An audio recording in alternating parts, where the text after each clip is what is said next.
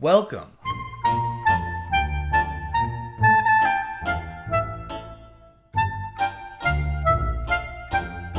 Today we are making a tune. Let's not adjust that as I talk.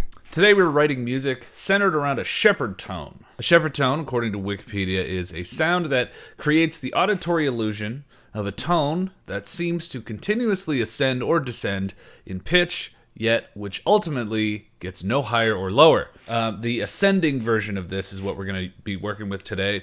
And it's common practice in like film scoring to create a sense of tension, rising tension. Hans Zimmer uses it all the time. Dunkirk, Dark Knight are some examples. A well-known example of this in video games is the Ascending Staircase by Koji Kondo in Mario 64, in which the music seems to continuously rise and rise, and there's no real like reset point. It just seamlessly does it. I'll link all this stuff in the description. If you're still confused, don't worry. I will explain. So essentially what I have is just a chromatic scale. That's way too slow. Come on now. Let's go with 180. So here's an example. This isn't going to be part of the tune, but this is just to explain what a Shepard tone is. I have a chromatic scale here played on piano over 3 bars. So this is the basic. Okay, but that's not a Shepard tone because you can hear it reset and go back down the octave.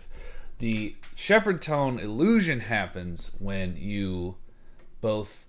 So I added the same thing an octave above, and it's the same thing an octave below. When you fade in the bottom and fade out the top, you have this sort of rising barbershop spinny thing, whatever that's called, illusion happening. So I have, if you can see the automation I have here, I'm fading out the top and I'm fading in the bottom. So by itself, like the top,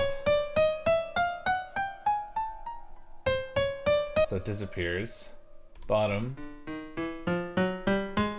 So if I put all this together,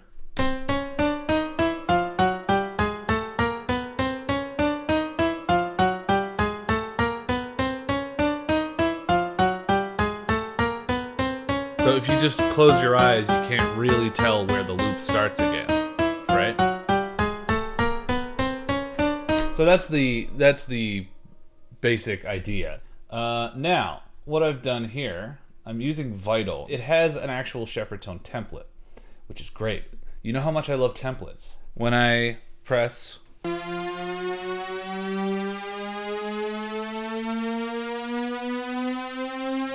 so it does it for you. Now, the rate at which the rising feeling happens, so that you can hear that the octave separation is there. Like it's more than one octave. You can hear the 3. Top one fading out, bottom one fading in. What I've done here is create 3 different Shepard tones just with the same noise, but at different rates of ascension. So this is 1 over 4 bars. So like the reset happens after 4 bars, so it has to rise an octave in 4 bars. So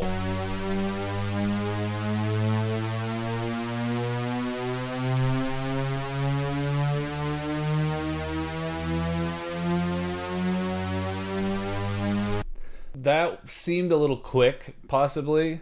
So I did one with 16 bars.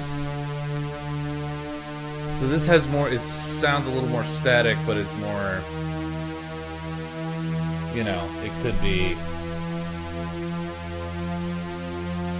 over the course of a longer scene or loop. And then, but that, that could be maybe a little slow. So then I did one, split the difference. I just did 1 over 8 bars. So I have stuff to play with. So if I was scoring a game or a scene that required like combat or tension, this is the kind of thing that you could add because it's really pliable, it's loopable, it's seamless. And it adds an element of like rising tension. There was a game jam I did for a game called Deathland Drifters that I wrote some music for, where there was a exploration layer and a combat layer, and I used the combat layer is this here, and I used a Shepard tone in the background of it. This starts really abruptly because it's a loop. So you can kind of hear it on the left.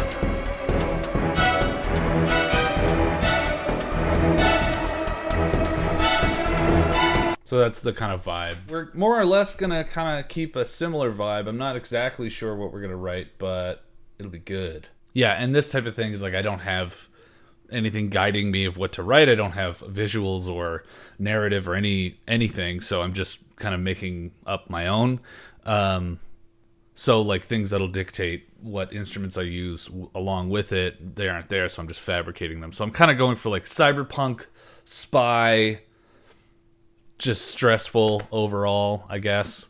I might just stick with electronic stuff because I could just stay with Vital, and because Vital does a lot of stuff. So let's just get into it then. And since we're gonna do cyberpunk, let's just listen to some of this, maybe get some ideas.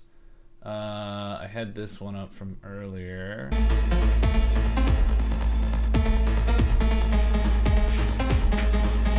It doesn't have to be so cyberpunk chonky, but kind of like action-oriented music, you know. So we're looking for something that'll pair with this sound. We want a sequence. And this is just a sort of quick start too, like if a sequencer has harmonic material in it, like if it's not just percussion, then just to, as a quick start thing, you could let that dictate what key it's in. Or not. You could decide that further and then you could toy with this, but like we're going to try to do stuff out of the box here. Yeah, like here, like that's major sounding.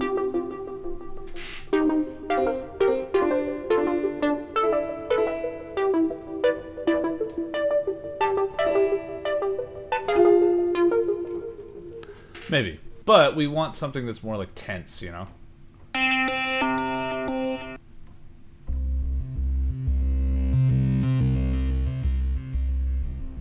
Okay. I see you. Oh, there we go. We get a little bit of a growl. Yeah, let's just do like 8 bars of that.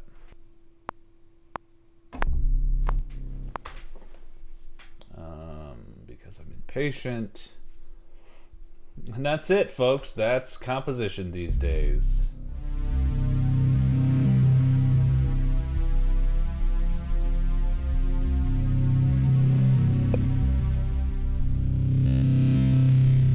And this isn't really necessarily our bass track. Do you mind? So, we want something more like actual percussion.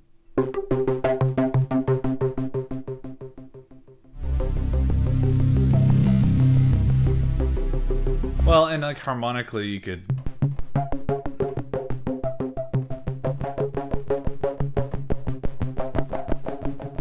So that, okay, yeah. So we'll go C to C sharp.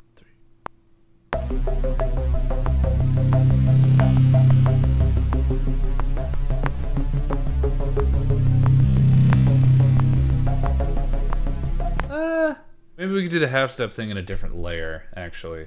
All right, let's do that. So we're gonna get rid of the C sharp.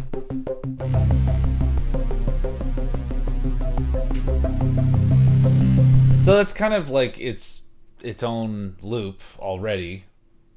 I don't know, what else does it need? I mean, we could add a backbeat if we want.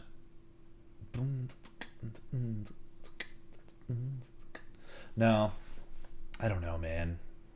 Cyberpunk, stressful. So we want, okay, so stressful. There's my anchor point. Give me that stress. Now, this Vital, we're going to have some higher harmonic content. Let's see. Let's go experiment. Why not? Something that will sound good, like too sparkly. That's kind of cyberpunky.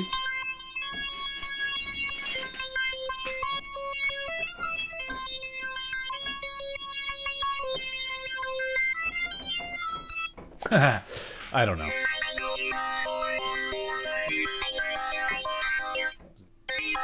I like that. This is, I don't know whose cat this is. I've never seen this cat before in my life.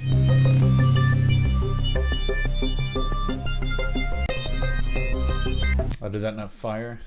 What happened there? Overlap. See? So sometimes you can hear, like, that didn't fire, it was just a single thing. It's because this one overlapped the beginning of that other one. This is on the same note. So, let's change that. That should be fine now. It's a little overpowering, I guess. Maybe the whole thing was up an octave.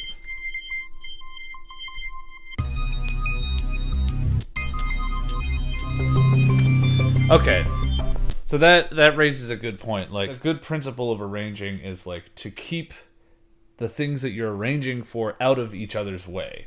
So if I have, you know, a bass line and then my chord instrument is sort of like in this area, then a great place to have a melody would be up here.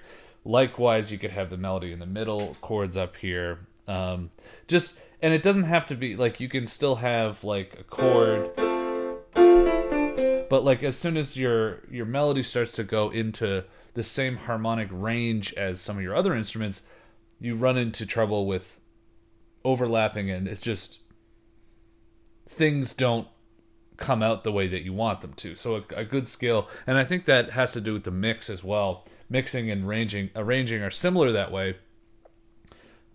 Because you have to sort of keep everything out of the way of each other, right? So bring out, and that can be with panning, that can be with EQ, that can be with how you, like, the ranges you're writing these things in.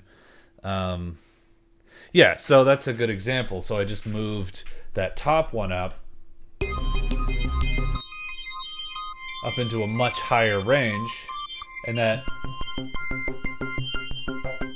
left room for that one. So the only other thing that I can think of to add to this, because it's like you start to border on being cluttered. Now this is just the basic unit of the start of a song, right? Like I can take this and then go make a tune out of this, and I probably will, like I did with the string video. You know, you're making the building blocks that you then use to write the tune. And we're actually gonna just get a bass thumpus. Oh hell no. We got some saucy presets in here. No, it's awesome though. What is that? Old style evil dubstep bass. Yeah, anything with evil in it. Good job. Yeah, whoever did this.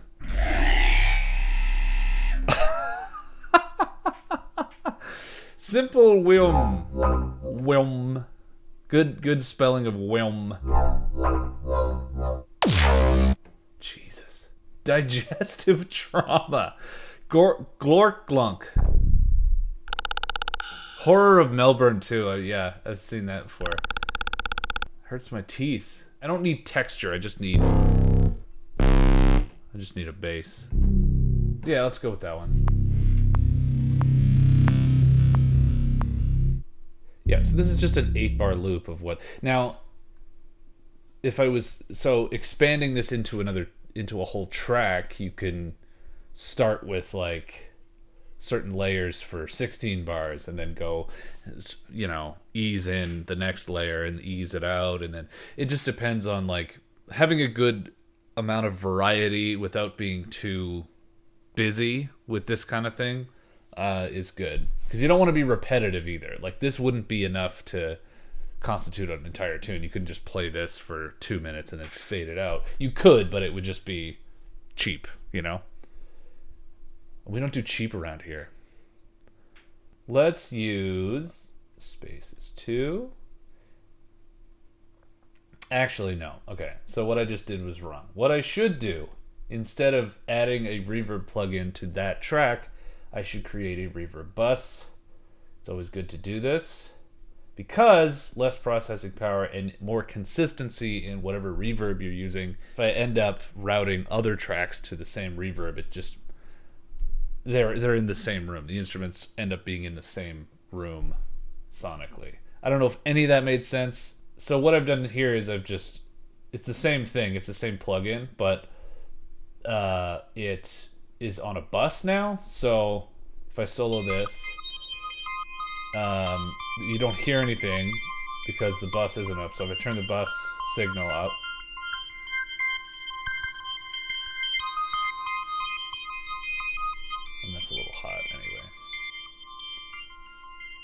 I don't want it to be piercing, you know? Yeah. That sounds like.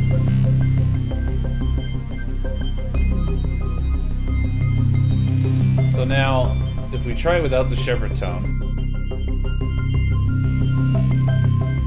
it's already tense.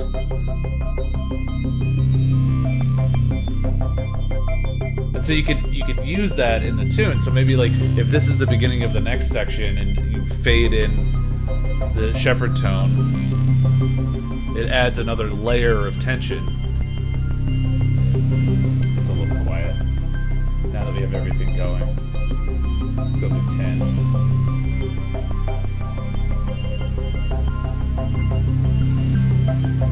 If this is the very beginning of the song, you know, I want like a little whoom, leap into it. Now, you know what? We just need, all we need is love. All we need is, just need a cymbal. I just want a cymbal. Okay. Alright, that'll be enough. So, something like that.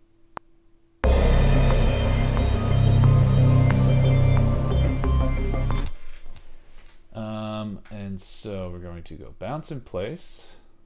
Oh God. Don't do this to me. I asked too much. I asked it to do too much. Using logic can sometimes not be fun when it freezes on you. Let's see what Force Quit says. It says it's good. Oh my God, there we go. Perfect. Thank you. I see you. I respect you. Thank you, Logic. A little lead up. Let's take that. Actually, we're just going to get rid of that. And I'm going to use that here. And we'll probably make it a little shorter. Let's just see what... Well, we don't want that to be part of the loop, but it's not. We're treating this as if it's not a loop. So...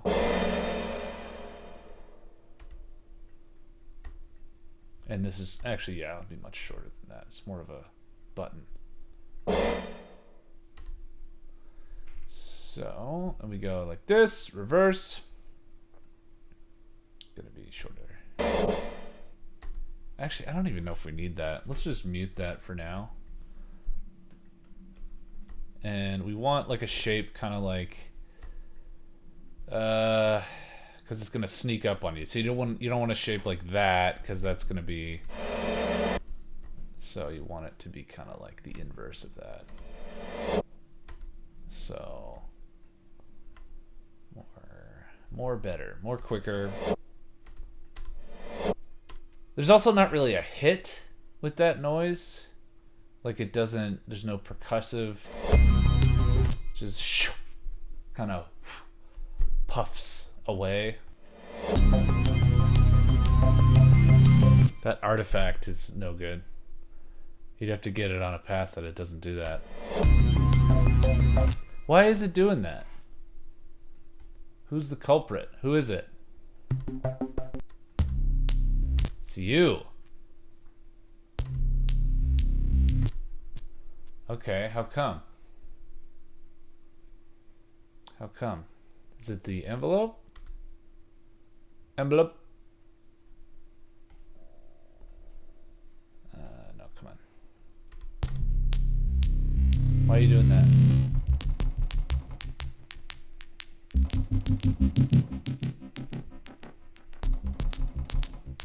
Oh my God, is it the main oscillator? It is. It's the main oscillator.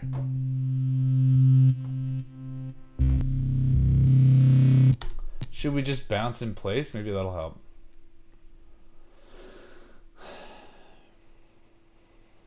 Let's try that. Yeah, alright. When in doubt, just bounce in place, I guess. Well, it needs a bass drum, so let's do that.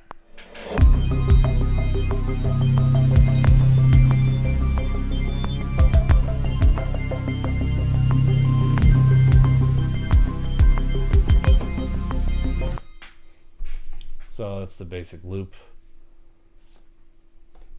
Just take that last one off of there. Trying to quantize to the 16th. Yeah. Yeah, we want it to sound quantized this time.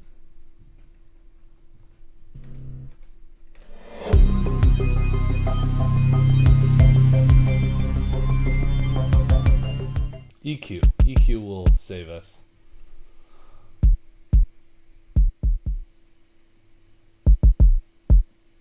I just don't want that mid stuff in there.